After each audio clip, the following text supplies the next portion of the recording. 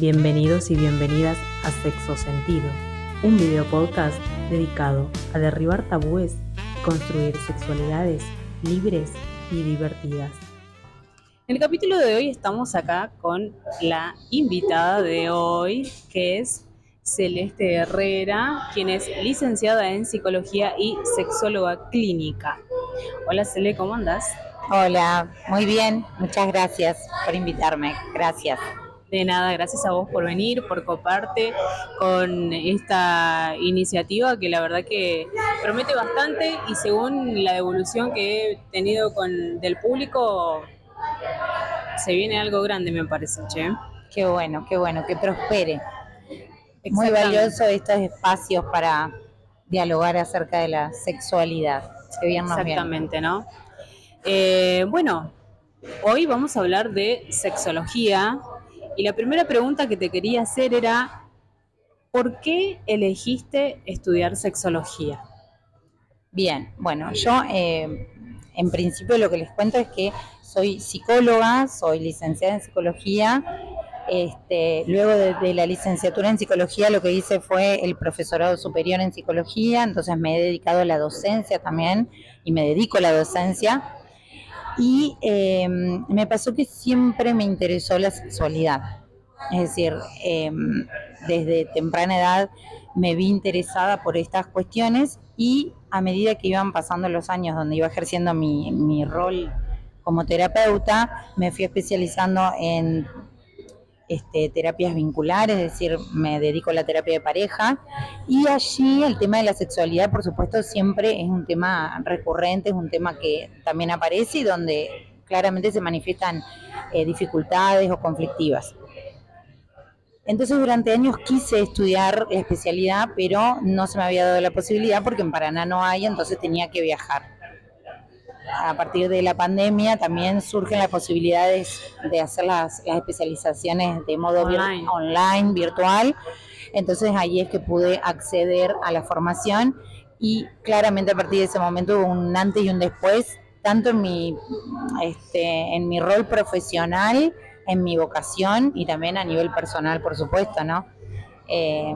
Donde realmente me afiancé en esto de encontrar mi vocación, es decir, la sexualidad realmente me convoca, todo lo que tiene que ver con la sexualidad. Disfruto de aprender acerca de la sexualidad y de enseñar y de acompañar, por supuesto, a personas que quieren mejorar ese área. Claro, bueno, y ahora ya que nombraste la palabra disfrute, ¿no? Vamos a relacionarla con el concepto de placer, ¿no? Que tanta relación tiene con la vida sexual de uno, ¿no? O como mantener viva esa sexualidad. Y entendemos que el placer va más allá de la genitalidad, ¿no? Uno puede encontrar placer experimentando distintas partes del cuerpo, cada uno de los 5 sentidos, ¿no? Entonces, yo creo que también no a todos ni a todas se nos hace fácil descubrir o darnos cuenta cuáles son las cosas que nos generan placer. Entonces, ¿qué le recomendarías vos a aquella persona que le está costando de alguna forma descubrir ese placer o encontrar esas partes, esas zonas de hallar ese disfrute? Bien, a ver, cuando hablamos de disfrute, claramente hablamos de placer, hablamos de deseo, hablamos del cuerpo, de nuestro cuerpo en su totalidad, es decir, todo nuestro cuerpo es una zona erógena. Luego hay ciertas partes que sin duda con determinada estimulación nos pueden ocasionar mayor placer, ¿no? Pero en realidad, y eso por eso es un gran mapa, un gran territorio en realidad a explorar y crear nuestros propios mapas, así sería. Es digamos, el placer sexual, el disfrute sexual es una construcción, ¿no? Es una búsqueda subjetiva que se puede dar por nosotras mismas, se da también a través de personas con las cuales conectamos, pero que en realidad nos atraviesa desde el primer momento de nuestro nacimiento hasta el último momento de nuestra muerte, ¿no? Es una construcción de toda la vida. Claro, porque con el pasar del tiempo puede ir variando. Exactamente, va cambiando. De hecho, cada uno de nosotros y de nosotras tenemos un esquema sexual. Ese esquema sexual está influenciado por un montón de variables como son nuestras experiencias, nuestro vínculo con nuestro cuerpo, con nuestras emociones, es decir, nuestras creencias, nuestros prejuicios, es decir, todas las ideas que tenemos acerca de lo que es la sexualidad, la información que tuvimos y la que no tuvimos, es decir, todo eso va de algún modo complementándose, retroalimentándose y vamos generando, creando, construyendo un esquema sexual, ¿no? Para algunos ese esquema sexual es flexible, ¿no? Y está en constante adaptación y está en constante cambio. Entonces, por ejemplo, los cambios corporales que se van dando a partir de que vamos creciendo, o los cambios evolutivos, o las demandas del entorno, no sé, la maternidad en las mujeres, o las distintas etapas también con los cambios hormonales, nos permite ir moviéndonos y adaptando esa estructura para continuar creando una sexualidad satisfactoria. Cuando ese esquema de algún modo también es muy rígido, ¿sí? Y hay muchos preconceptos y prejuicios limitantes, eso va a ir impidiendo de algún modo ese disfrute. Bueno. Entonces podríamos decir que para hallar el placer pasa por una cuestión también de construcción, ¿no? Esta palabra que tan vigente estuvo, que emergió hace unos años, pasa por una cuestión también de deconstruir nuestros propios pensamientos, de nuestros estereotipos, todo lo cultural, que las ideas y todo lo que viene arraigado ya por distintas razones, por religiones, por la familia donde crecimos, por los entornos en los que nos relacionamos. Entonces, podríamos decir que no pasa solamente por una cuestión de estar sola, solo en mi cama y empezar a tocarme o empezar prendiendo una vela para ver qué me pasa con ese olor, o sino también pasa por una cuestión mental. Completamente, completamente, digamos, tiene que ver con todo esto que estás nombrando, ¿no? Es decir, ¿por qué? Porque los preconceptos, los prejuicios, esas creencias que tenemos arraigadas, que como bien dijiste, devienen de un montón de marcos, ¿no es cierto? Y de ideologías, etcétera. Lo que van haciendo es mostrarnos de algún modo cuál es la norma, ¿no? Entonces empezamos a creer que tenemos que responder de una determinada manera, que nos tiene que gustar determinados estímulos, que nos tiene que gustar lo que les gusta a todos, o nos tiene que pasar en el cuerpo lo que les pasa a todos, o lo que creemos que les pasa a todos, porque en realidad si hay algo que no existe en la sexualidad es la normalidad, ¿no? Entonces, y que esto es muy recurrente, ¿no? Cada vez que pensamos en que podemos tener una dificultad en nuestra sexualidad o que hay algo con lo que todavía no hemos podido conectar, inmediatamente pensamos, tengo un problema, algo me pasa, soy anormal.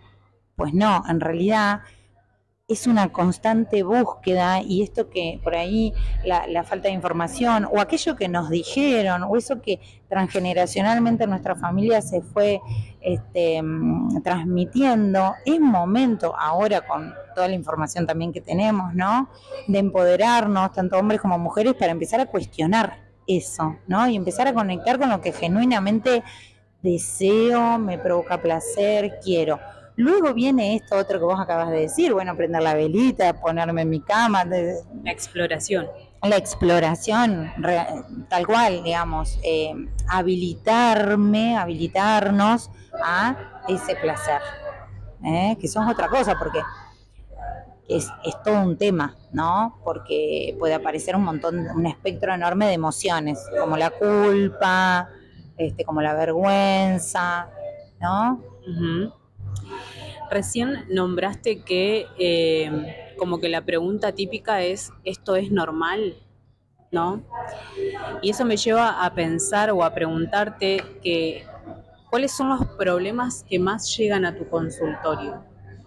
Si es que lo podemos diferenciar en sexos, porque no vamos a hablar de género, sino de sexos. O sea, el sexo masculino viene más con esto, el sexo femenino, o es un abanico amplio. Usualmente a la consulta, primero me gustaría aclarar que realizar una consulta sexológica es un gran acto de valentía, es un logro importante. Me gusta reforzar esta idea porque no es algo, digamos... Claro, no es como ir al odontólogo. Exactamente, no es como ir a otras especialidades. Todavía hablar acerca de nuestra sexualidad nos pone en un lugar de vulnerabilidad, ¿sí? Entonces, porque es un área íntima. Entonces muchas veces se llega con estas emociones, ¿no? Vergüenza, timidez, o no sé con qué me voy a encontrar. Bueno, mucho prejuicio también en relación a la terapia sexual. Entonces ya es un acto de valentía ir a contarle a alguien que no conozco lo que me está pasando en este área tan íntima. Usualmente los hombres o las personas con pene consultan por algunas dificultades en relación a el poder tener o sostener una erección, también cuando el orgasmo, la eyaculación no se da cuando es esperable y se da antes, podemos hablar de una eyaculación rápida o eyaculación precoz. Luego muchas veces se consulta por pérdida del deseo, esta es una de las más frecuentes, tanto en hombres como en mujeres. De hecho, las consultas de pareja también rondan, tienen este tema. La pérdida de deseo es muy habitual. Y luego las mujeres o las personas con vulva suelen también consultar por anorgasmia, es decir, por la dificultad para llegar a un orgasmo, sea en cualquier situación o en situaciones puntuales, ¿no? Bueno, la verdad que acabas de tocar un montón de puntos, de preguntas que tengo acá anotadas y es como que se me van, ¿viste? Pero tocaste algo que me parece bastante interesante, que es esta pérdida del deseo. ¿Existe alguna respuesta científica por la que se debe o que puede ser la causa de una pérdida de deseo? Mira, pensemos que la sexología es una rama muy nueva, ¿sí? Desde hace menos de 100 años, digamos, empezó a estudiar, por lo cual hay muchísimo por aprender acerca de cómo funciona nuestra respuesta sexual. El deseo, podemos pensarlo, el deseo sexual, como un espacio, ¿sí?, que se habilita, es una disposición a experimentar placer a través de estímulos eróticos. Entonces, que además tenemos un esquema también que nos va a acompañar en eso, es decir, un temperamento, si se quiere. Hay personas que podemos ver que tienen mayor deseo sexual, y entonces creemos que eso es lo normal y que eso es lo típico y que eso es lo positivo, y otras personas que necesitan un poquito más, ¿no? Que de eso podemos hablar un montón, cuáles son esas cosas que se ponen en juego ahí, para poder despertar y para poder mostrarse como disponibles a experimentar placer sexual. Entonces, ¿por qué se ve afectado el deseo? Por un montón de variables, tanto fisiológicas, es decir, orgánicas, biológicas, por supuesto emocionales, como el estrés, la ansiedad, es decir, nuestro ritmo de vida el estrés crónico es uno de los factores principales que intervienen e interfieren, ¿sí?, en ese deseo. Conflictos interpersonales, conflictos en la pareja, conflictos con el propio esquema corporal, es decir, con nuestro propio cuerpo. Luego, por eso decía, dentro de los factores biológicos, los cambios hormonales, pero en realidad hay muchas aristas que podemos, por eso cuando una persona llega con esta dificultad, empezamos a mirar todos estos aspectos y sobre todo el contexto en el que se da esta pérdida o esta disminución, no del deseo. Muchas veces viene como consecuencia a otra dificultad, ¿no? Una persona que, por ejemplo, un hombre o una persona con pene que no puede sostener una erección o que una vez le pasó que no pudo sostenerla, eso ya le provocó emociones displacenteras luego va al próximo encuentro con esa predisposición, con esa ansiedad, con ese temor a que vuelva a pasar, de a poquito va construyendo, ¿no?, esta dificultad, esta disfunción, le va otorgando un sentido y luego, como mecanismo defensivo de algún modo también, empieza a evitar. Hay una pérdida del deseo, ¿no? También, concomitantemente, ¿no?, a esta dificultad que es primaria. No sé si me explico. Sí, sí. Y ahora te pregunto, mujeres y hombres, o sexo femenino, sexo masculino, ¿somos igual de deseantes? Porque viste que está este concepto o esta idea de que los varones tienen como más ganas o que están todo el tiempo queriendo, y nosotras, al ser cíclica, nuestro periodo en cuanto a la menstruación, periodo premenstrual, etcétera, etcétera, como que hay veces que tenemos ganas, otras que no, otras más, otras menos. ¿A qué se debe esto? Bien, es interesantísimo lo que planteas y cómo, porque, a ver, en realidad es un mito que los hombres tienen más deseo sexual. Somos igualmente deseantes, como acabas de decir. Es decir, es un mito que los hombres tienen mayor deseo. ¿Por qué? Porque sí, es cierto que somos diferentes. Entonces, nosotras, mujeres cíclicas, hormonosensibles, que atravesamos estos diferentes momentos de nuestro periodo menstrual, donde las hormonas provocan cambios, sin duda, ¿no?, en nuestro estado anímico, en nuestro cuerpo, digamos, eso afecta nuestra respuesta y puede afectar el deseo. Pero eso es una partecita de un montón, ¿no?, que si no lo reducimos el deseo de la cuestión biológica, porque el hombre tiene más testosterona y andrógenos. Entonces, no, porque ahí estamos haciendo unas reducciones, digamos, ponemos el foco únicamente en lo biológico, y lo que sabemos hoy es que el deseo es una complejidad. ¿Por qué una persona tiene deseo? Porque se habilita, ¿sí? Aparte, influyen las hormonas, por supuesto, hacerse un espacio en su rutina para experimentar placer, ¿no? Se pone receptiva a los estímulos, ¿eh? Y hay algo interesantísimo del deseo, que es que antes se creía que para tener placer sexual o poder predisponerse de algún modo para experimentar, ¿no?, esa satisfacción, necesitábamos previamente del deseo. Lo que se entiende hoy es que el deseo es una respuesta al placer, es decir, es al revés. Luego se retroalimentan, pero siempre que haya placer va a haber deseo, porque va a haber una búsqueda de más de eso que me hace sentir bien, ¿no? Re interesante lo que me decís, me acaba de explotar la cabeza. A mí me pasó lo mismo cuando lo aprendí. Siempre lo pensé al revés. Siempre pensé que donde había placer yo encontraba el deseo.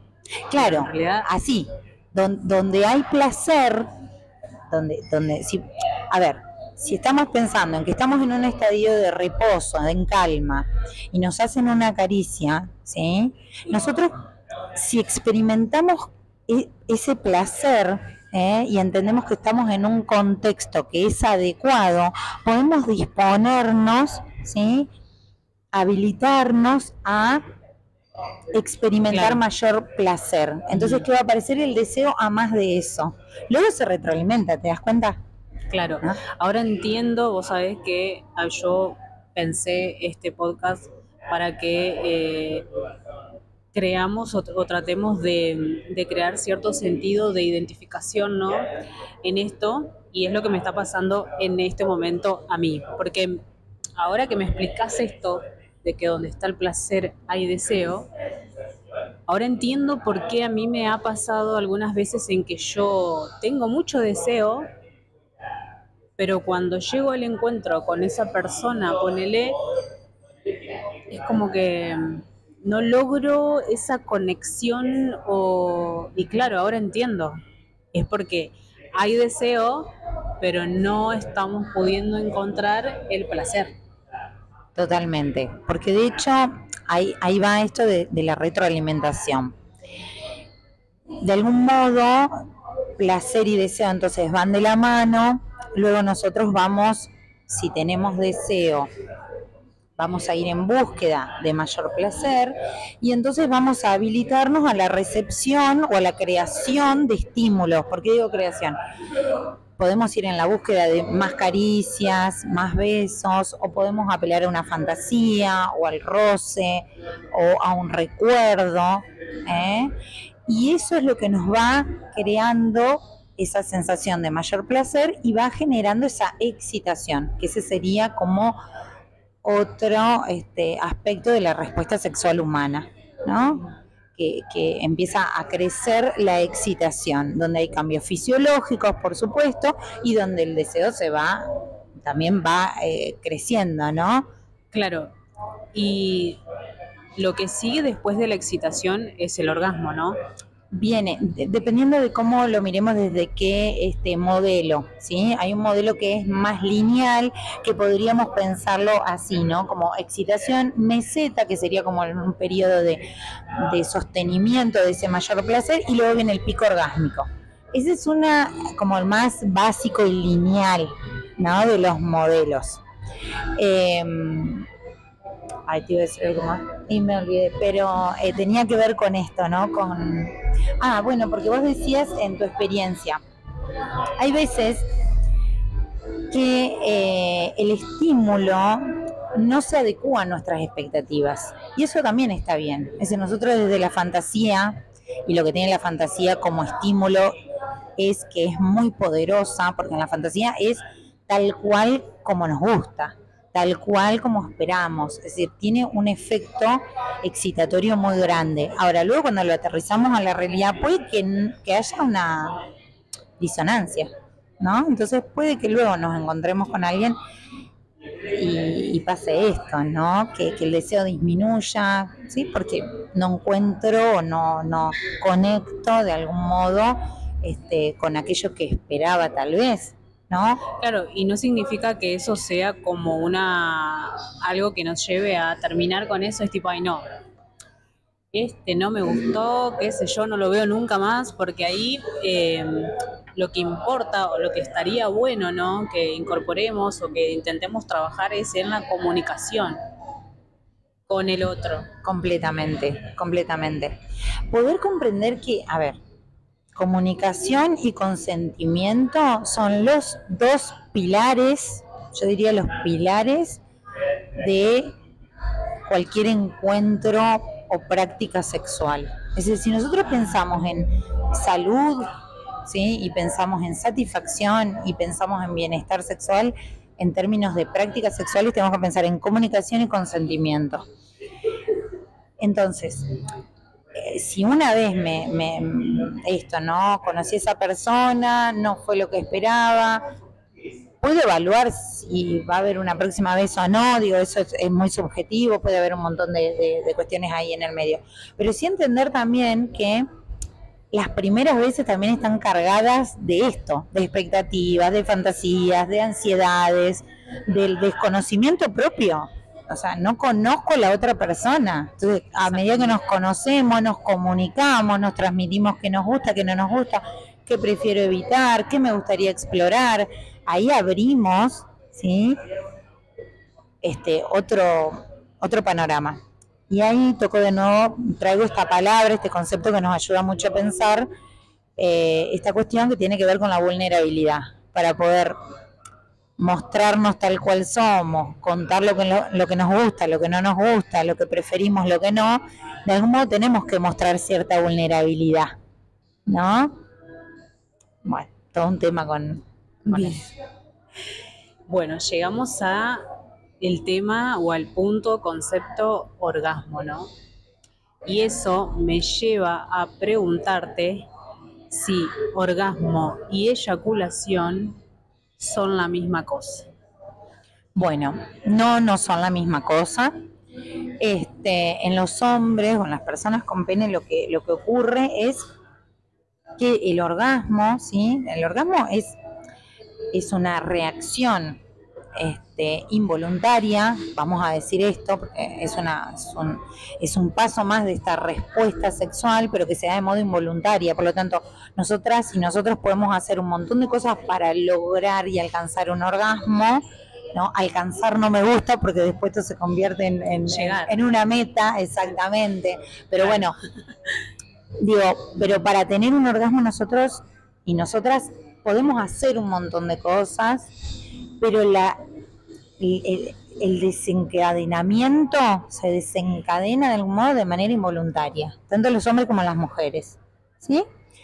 En los hombres o en las personas con pene viene acompañado de la eyaculación. Hay algunas prácticas milenarias como en el tantra que dicen que con algunas prácticas se puede separar, pero lo que nosotros vamos a decir es que usualmente se da con la eyaculación en el hombre. El orgasmo, si lo miramos a nivel fisiológico, son unas contracciones, ¿sí?, que se dan rítmicas, que se dan de manera involuntaria, que tienen, por supuesto, vienen acompañadas de mucho placer y que tienen o pueden venir acompañadas de una sensación de relajación, o que toda esa tensión que estaba acumulada se suelta. Y lo digo en estos términos porque en realidad nosotros fisiológicamente podemos entender y ver lo que es un orgasmo, pero subjetivamente cada persona lo vive de manera única. Por eso es muy difícil después decirle a una mujer, lo tuviste si sentiste esto y esto. Claro, claro. ¿No? Esa era una de mis preguntas también, que cómo me doy cuenta de que tuve un orgasmo. Bien. Para concluir el otro tema, en las mujeres o las personas con vulva, si tienen un orgasmo, puede venir acompañado de algo llamado eyaculación, ¿sí?, que sale por el conducto vaginal, que tiene una textura, digamos, acuosa, pero no es completamente líquida, más blanquecina. Esto no acontece en todas las mujeres, por eso no se hagan la cabeza, porque no es la idea, es información complementaria. No necesariamente tiene que ocurrir, puede ocurrir como no. Es por la estimulación de ciertas glándulas en la parte vaginal. Y luego hay otro fenómeno, sí, que es el squirt, que muchas se puso como muy popular, ¿no? Se hizo popular también con cierta pornografía, que es un líquido mucho más acuoso, parecido a la orina, que sale por el canal de la uretra, es decir, viene de la vejiga, pero no es orina. Esto puede acontecer como no es necesario que acontezca. Hay mujeres que lo viven de manera natural y acontece de manera involuntaria y está bien. Hay otras mujeres que quieren provocarlo. No modifica la calidad del orgasmo, vamos a decirlo así.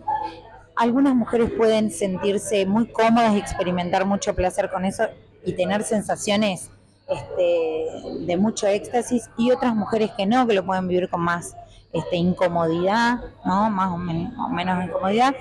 Lo importante, como dice una autora, es Emily Nagoski, es que la medida del orgasmo es el placer, es de lo que importa, es el placer, ¿sí? Claro. Y en relación a tu pregunta, ¿cómo me doy cuenta? En realidad nos damos cuenta porque es diferente, vamos a decirlo de algún modo así, ¿no? Ese momento es diferente exponencialmente a todo lo que venimos atravesando durante un encuentro sexual o una autoestimulación o masturbación, le podemos llamar de cualquier forma. Es decir, es diferente, se experimenta un pico de placer muchas veces. Lo que pasa acá con el tema del pico del placer es que lo que nosotros solemos conocer como el orgasmo como pico es justamente eso, es un pico de mucho éxtasis y luego desciende, pero luego hay otro tipo de orgasmos que son de valle, como le llama el tantra, que son menos intensos pero más prolongados. Ahora entiendo, mi cabeza está como el meme de la rubia que tiene muchos cálculos alrededor, ¿viste? Bueno, así también. Bueno, hablamos del orgasmo, ahora vayamos a lo que tiene que ver con la eyaculación masculina.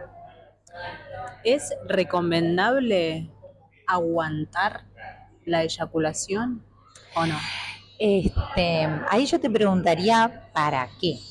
¿No? Es decir, aguantar para estirarla, ponele. Ah, bien, bueno. Para más tiempo. Claro. En realidad, eso es subjetivo.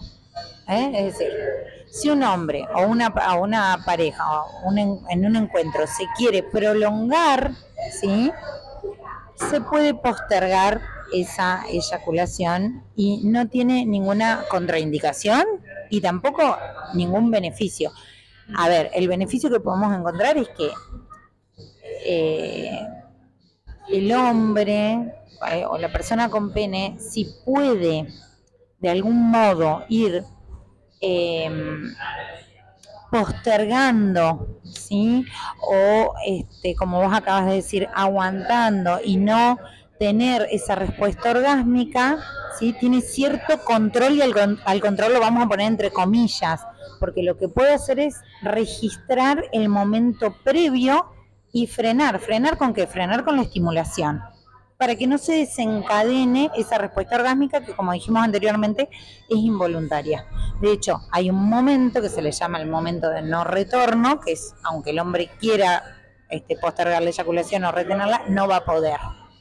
Entonces hay un momento previo donde sí el hombre lo que puede hacer es registrar que se está por desencadenar esa respuesta orgásmica, entonces freno. Sí, freno ¿para qué? Y para muchas cosas. Para que la pareja con la que se encuentra siga disfrutando, porque quiere seguir disfrutando del placer de la excitación y del periodo de meseta. Es decir, postergar un orgasmo tanto en los hombres como en las mujeres.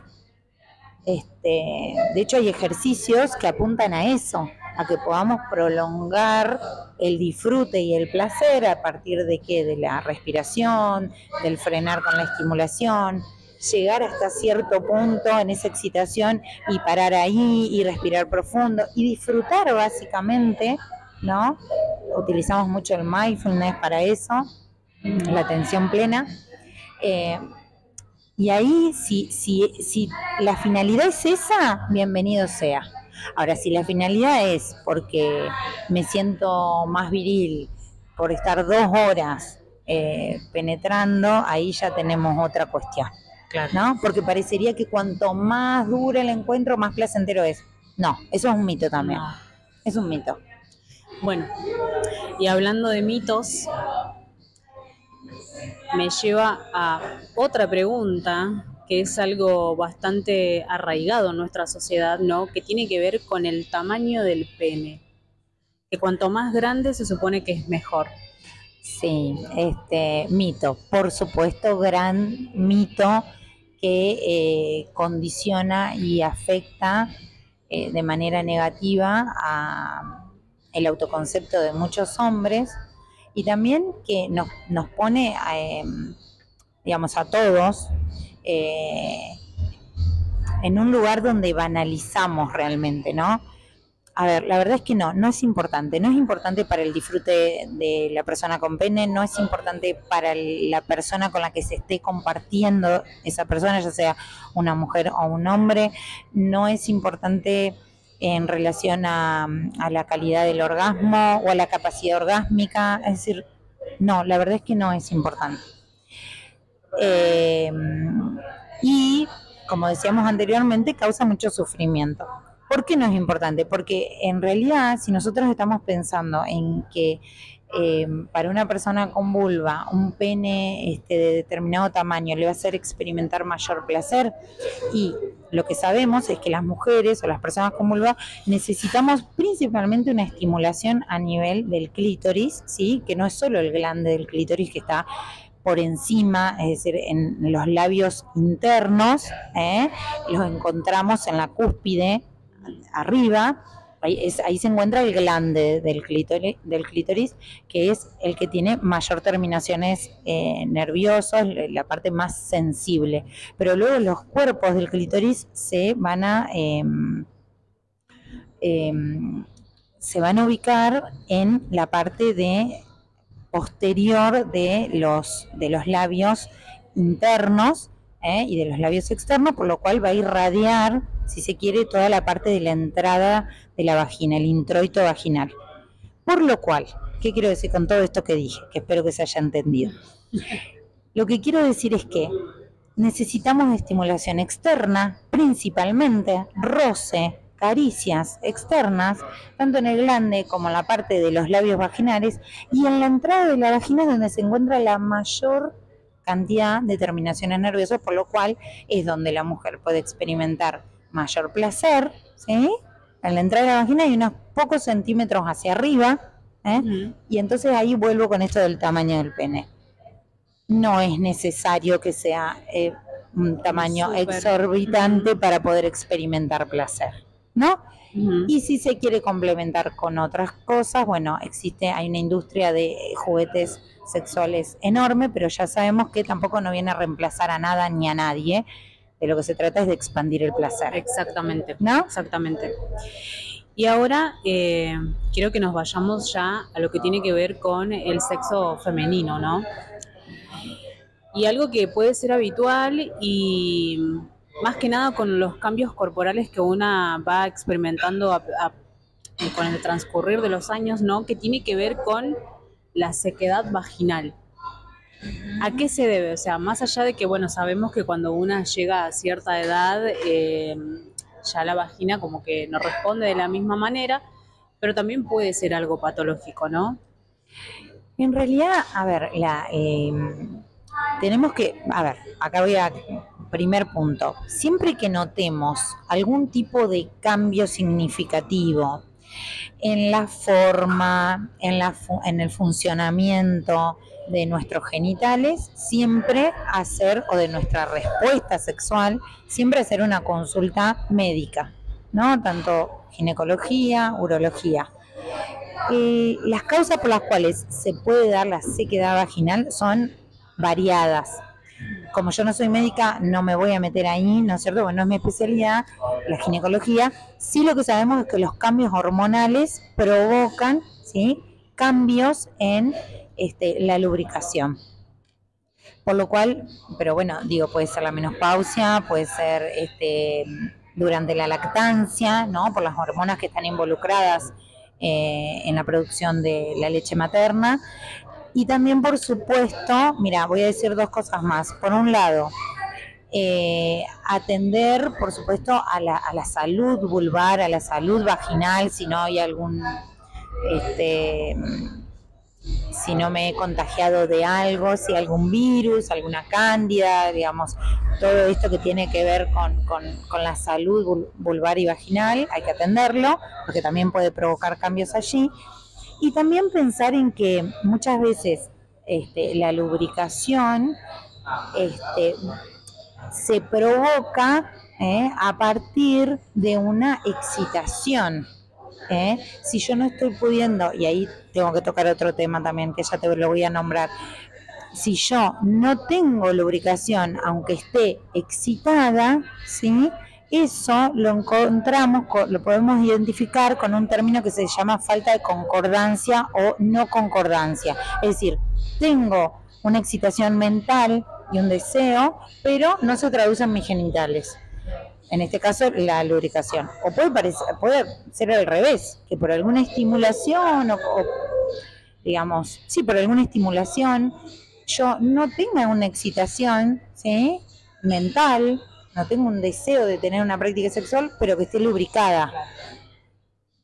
Entonces, nunca dejarnos llevar por los cambios genitales. Ahí volvemos a esto, ¿no?, del consentimiento y la comunicación. Lo mismo ocurre con los hombres, no porque tengan una erección significa que quieran tener un encuentro sexual o realizar alguna práctica sexual, ¿no? Claro, porque esa estimulación se debe al simple tacto, ¿no?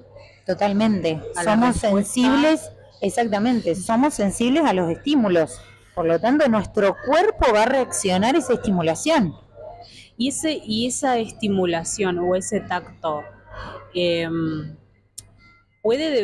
estimulación, digamos, puede deberse al tacto en cualquier zona erógena, por ejemplo, la boca, los senos, Totalmente.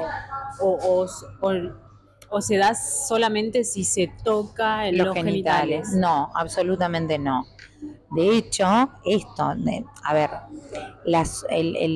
el punto C, vamos a llamarle, es decir, lo más importante, ¿sí?, en la sexualidad es el cerebro y por lo tanto, no solo que puede ser una estimulación en cualquier parte del cuerpo, ¿sí?, no solo lo genital como acabas de decir, sino también que a partir de una fantasía o de un estímulo que sea más a nivel mental, ¿no?, cognitivo, puede provocar Claro. esa respuesta, ¿no? Lo cual no significa que cada vez que tengamos una respuesta fisiológica de excitación vamos a querer tener una práctica sexual o un encuentro sexual, ¿no? Porque lo que tenemos que pensar es que necesitamos una estimulación adecuada, ¿sí?, en un contexto pertinente, en un contexto adecuado. El contexto condiciona muchísimo, muchísimo. Bueno, ahora vayamos a un punto que puede generar bastante sorpresa o no, digamos, que es el punto G. Bien. ¿Qué es el punto G y dónde se ubica, dónde lo tenemos, dónde lo encontramos en el cuerpo dependiendo del sexo? Bueno, los puntos, pensemos estos puntos porque en realidad está el punto C, el punto U, el punto P, el punto A. Lo que pasa es que el más conocido es el punto G, que en realidad hoy se le llama zona G y que está en discusión. Vamos, o sea, voy a decir todas estas cosas, ¿no? Porque todas ellas configuran digamos, representan de algún modo una zona erógena, ¿no es cierto? Una zona, ¿qué es una zona erógena? Una zona en la cual, frente a cierta estimulación adecuada, provoca placer. Eso es una zona erógena, ¿no? Pensemos que todo nuestro cuerpo es una zona erógena, pero luego hay ciertas partes del cuerpo que por las terminaciones nerviosas, ¿sí?, son mucho más sensibles a la estimulación y por lo tanto pueden causar mayor placer. El punto G o zona G, vamos a llamarle, es una zona que se encuentra en la persona con vulva a unos 5 o 7 centímetros dentro del canal vaginal, ¿sí?, en la pared frontal, es decir, anterior, pensemos en la pelvis, ¿sí?, y que, ¿por qué está en discusión? Porque en realidad en cada mujer puede encontrarse de forma diferente. En un momento se creía que sí se la puede identificar como una zona ovalada, que tiene cierta rugosidad al tacto, ¿sí?, y que con ciertas estimulaciones, sobre todo con este movimiento de vení, vení, vení, que es muy famoso, ¿no?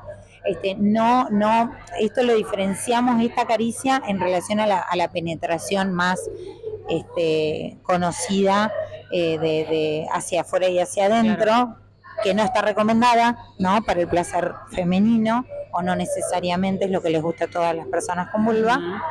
Entonces, en esa zona, para ciertas mujeres, cuando es estimulada, puede provocar mucho placer, ¿sí?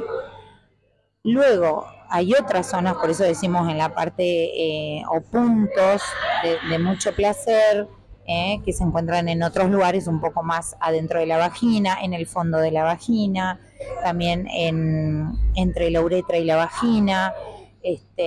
Bueno, y luego en las personas con pene nos encontramos con el punto P, que es el equivalente al punto G en la mujer, que se encuentra en la próstata, donde termina, digamos, en esa glándula pequeñita que tienen los hombres donde termina el pene, y que se puede acceder a ella por estimulación, tanto digamos, tanto de forma externa, ¿sí?, con caricias y estimulación en el perineo y en el ano, digamos, y si no, entrando hacia el recto. Por eso se suelen hacer muchos chistes alrededor de esto, ¿no?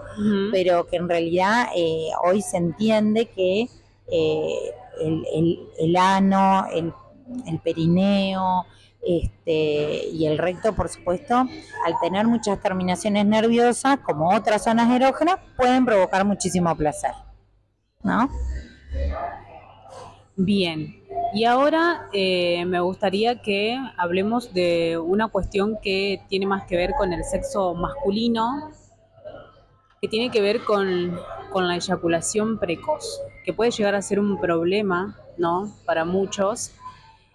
Que bueno, como vos bien decías hoy, que el hecho de recurrir a la sexóloga no es algo tan normal como ir a cualquier otro especialista. Entonces estaría bueno que expliquemos en términos generales, ¿no?, a qué puede deberse esta eyaculación precoz o esta falta de, de tiempo, podríamos decirlo, ¿no?, en esos términos. Sí, sí, o esta falta de control muchas veces se le dice, pero en realidad siempre pensemos en que erradicar este tipo de palabras, ¿no? Digo, controlar. Siempre la respuesta sexual se va a ver interrumpida y afectada por la exigencia, por la ansiedad, por las expectativas, donde tenemos ciertas ideas acerca del rendimiento y nos exigimos tener determinado rendimiento. Eso va a afectar nuestra respuesta sexual, ¿no? Porque justamente de lo que se trata es de relajarnos y experimentar placer y satisfacción. Si yo estoy en un estado de alerta, básicamente voy a interrumpir.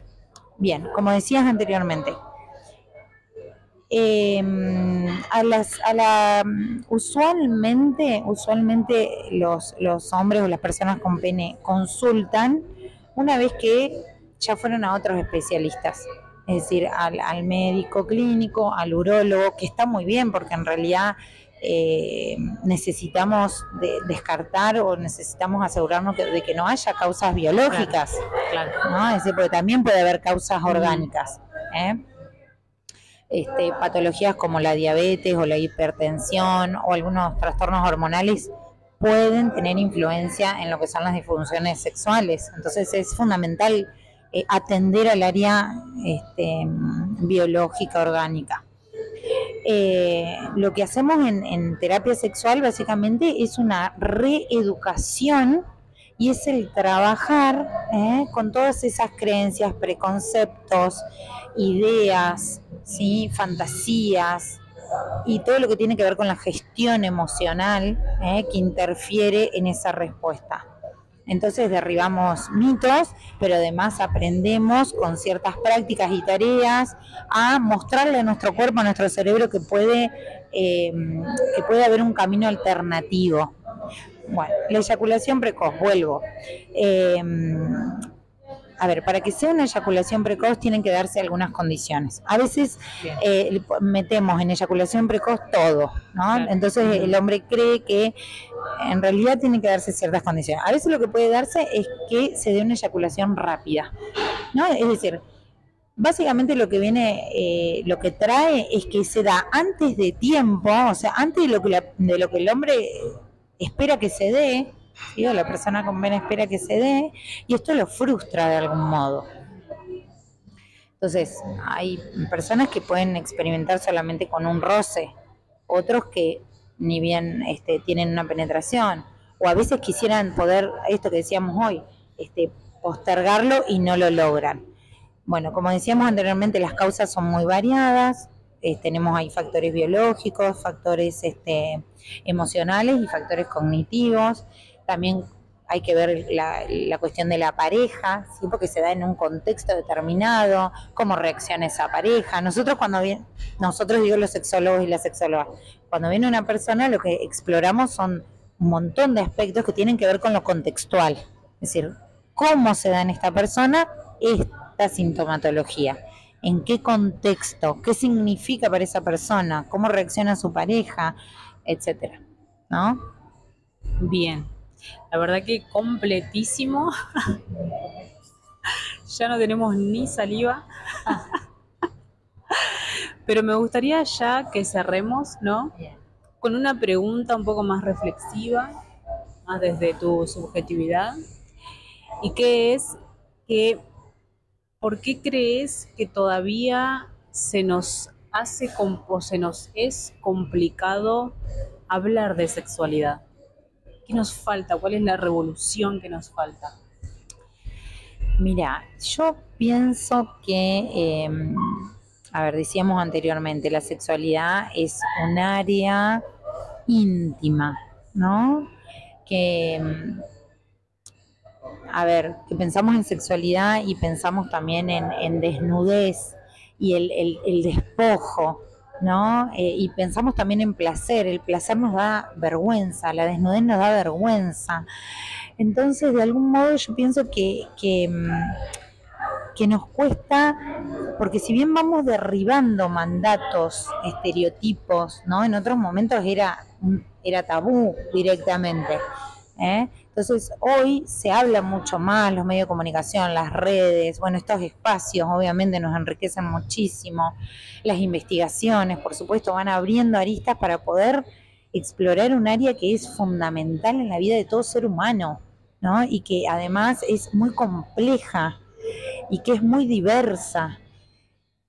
Pero ¿qué ocurre? Creo que hay un montón de razones por las cuales todavía nos cuesta. Porque yo principalmente creo que es porque nos conecta con nuestra vulnerabilidad. Entonces, ¿desde qué lugares hablamos de la sexualidad? Desde el humor, desde el chiste, ¿no? Es decir, cuando alguien nos habla acerca de la sexualidad nos vemos interpelados, ¿no? Y entonces, ay, ¿cómo salgo de esta situación? ¿Será normal lo que a mí me pasa? No, hago un chiste, ¿no? Y ahí zafamos. ¿Qué quiero decir con esto? Nos cuesta conectar con esto, nos cuesta mostrarnos verdaderamente, digamos, que tenemos dudas, que tenemos temores, bueno, digamos, que también tenemos placeres y nos gustan cosas que pueden ser socialmente reprochables, ¿no? Entonces creo que por esa cantidad de cosas y muchas más seguramente, por cuestiones religiosas, de crianzas, moralistas, etcétera, es que aún nos cuesta.